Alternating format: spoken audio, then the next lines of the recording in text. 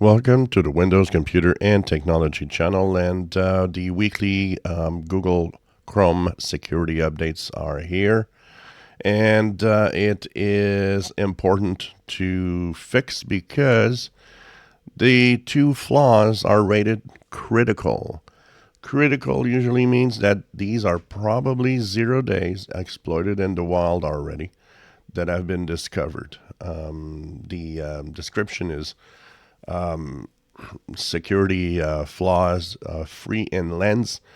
Lens being the feature that actually helps the browser recognize and search web content like pictures and stuff like that. So there's something apparently there because to be critical means it's really, really something major. So go into Chrome browser, upper right corner in the three vertical dots, go into Help, About Google Chrome, and here you'll be updated to 134.0.6998.117 and 118 depending on Linux, Mac, or PC.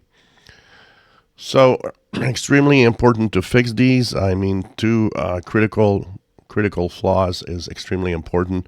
That also means that your Chromium browsers will probably follow with updates too, and that means that your Chromium browsers will have to get these updates as soon as possible to stay safe, because they will also be critical across all the Chromium browsers out there.